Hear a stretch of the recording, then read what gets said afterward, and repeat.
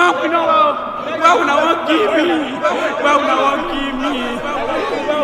Aluu Massacre is a haunting story of brutality, injustice, and the tragic loss of 4 young lives.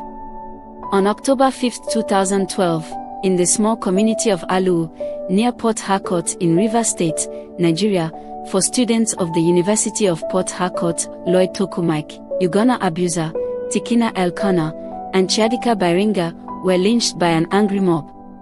What began as an ordinary day turned into a nightmare that ended with these young men being falsely accused of theft and violently killed in broad daylight. Lloyd, Ugonna, Tekena, and Chiadika were more than just friends, they were brothers in spirit. They shared a bond forged in the classrooms and dormitories of the University of Port Harcourt, where they were all students. Their friendship was one of laughter, mutual respect, and shared dreams of a bright future. Lloyd Toku was the natural leader of the group. A charismatic young man with a quick wit and a sharp mind, he was studying civil engineering and had ambitions of making a significant impact in Nigeria's infrastructural development. He was known among his peers as someone who was always ready to help others, often seen tutoring classmates or organizing study groups. Ugonna Obuzor was the steady, calm presence in the group. He was studying geology and had a deep love for the environment, often talking about his dream of working in environmental conservation. Ugonna was the voice of reason among his friends, always encouraging them to think things through before acting. Tekena Elkanah, the youngest of the group, was full of life and energy.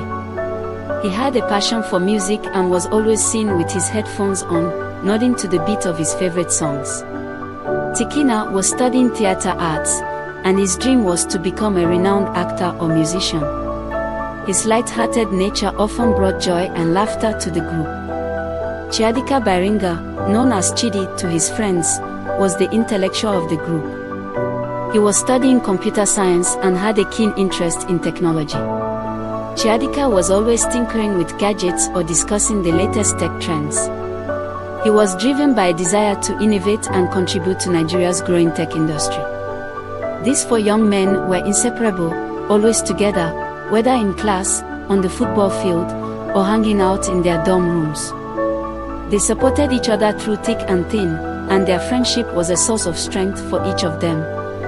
On the evening of October 4, 2012, the friends gathered in Lloyd's room to discuss a pressing matter.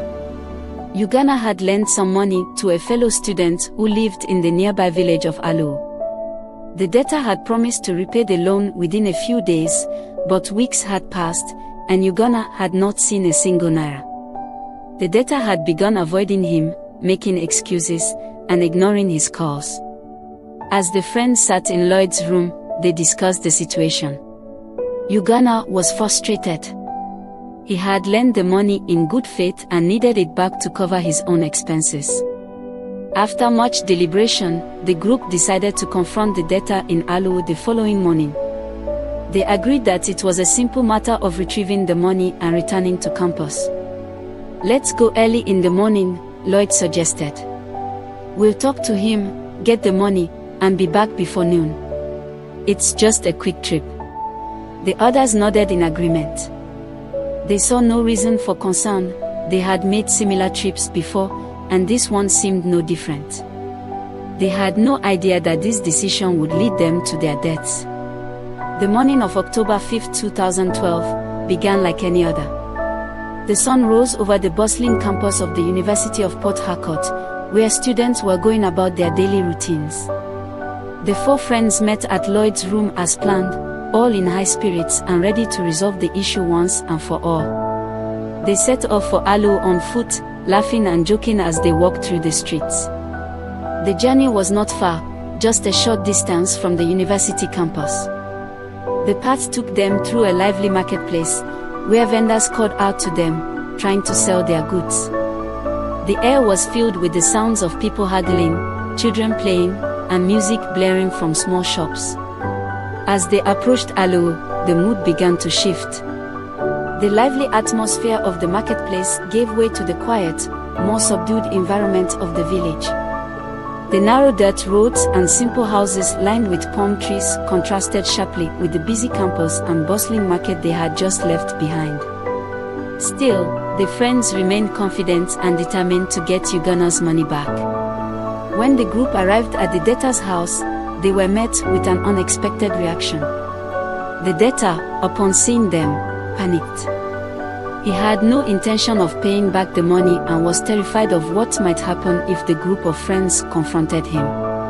In his fear, he began to shout, accusing the boys of being thieves who had come to rob him. His cries quickly attracted the attention of the villagers.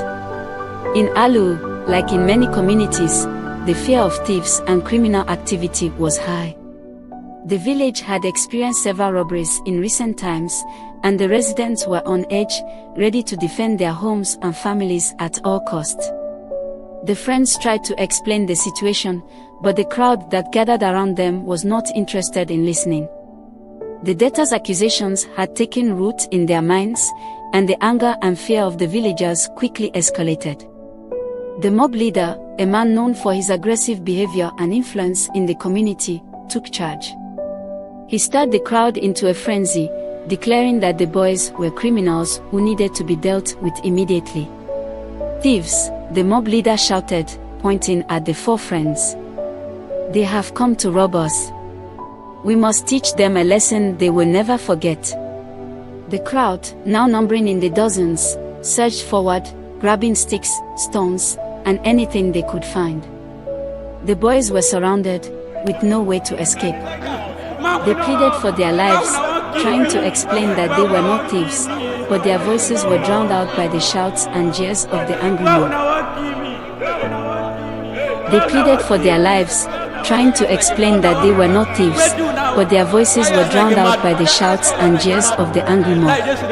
As the mob closed in on them, the boys realized the gravity of their situation. Panic set in as they struggled to break free, but they were outnumbered and overpowered. The villagers showed no mercy, beating the boys with sticks, rocks, and anything else they could find. The brutality was unimaginable, as the mob's rage blinded them to the truth. The boys cried out for help, for someone to intervene, but their pleas fell on deaf ears. The mob was relentless, driven by a collective madness that turned ordinary people into killers. The boys, once full of life and dreams, were reduced to helpless victims of senseless violence. The beating continued for what felt like an eternity. Bloodied and battered, the boys were dragged through the village streets, their cries growing weaker with each passing moment. The mob, showing no signs of stopping, stripped the boys of their clothes, leaving them vulnerable and exposed. As the beating intensified, the boys were forced to the ground. The mob, now completely consumed by their rage, began to set tires around their necks, a horrific practice known as necklacing. The tires were doused with petrol, and the boys, barely conscious, could only watch in horror as the mob prepared to light the flames. But before the fires could be lit, the boys' ordeal took an even darker turn. The mob decided to drag the boys through the village one last time, parading them as trophies of their twisted justice. The boys were barely alive, their bodies broken and their spirits crushed. They were shadows of the young men they once were, reduced to mere objects of the mob's wrath. As the mob dragged the boys to an open field at the edge of the village, the atmosphere grew even more sinister. The crowd had swelled to include nearly the entire village, men, women, and even children. The boys were forced to kneel in the dirt, surrounded by the mob, who had now grown silent, watching with a mix of anticipation and morbid curiosity. The mob leader, holding a lit match, stepped forward. He raised the match high, his eyes burning with a fanatical intensity. The crowd held its breath, waiting for the final act of violence.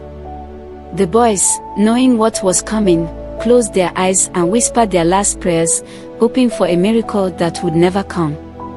In a cruel twist of fate, just as the match was about to be dropped, a shout rang out from the edge of the crowd.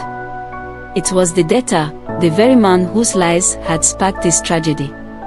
He had witnessed the entire event unfold, and in a moment of panic and guilt, he cried out, "Stop! They are not thieves. They are students. But it was too late. The mob, caught up in their bloodlust, had gone too far to turn back. The match was dropped, and the flames erupted, engulfing the boys in a blaze of fire and smoke. The boys' screams echoed through the village, a chilling sound that would haunt the memories of those who heard it for the rest of their lives.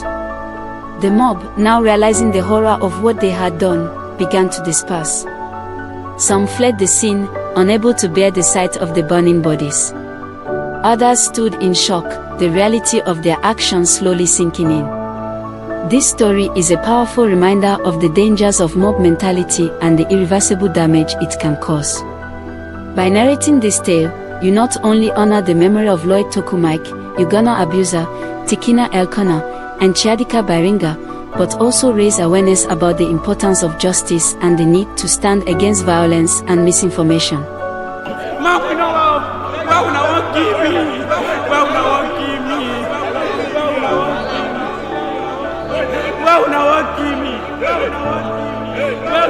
Give me.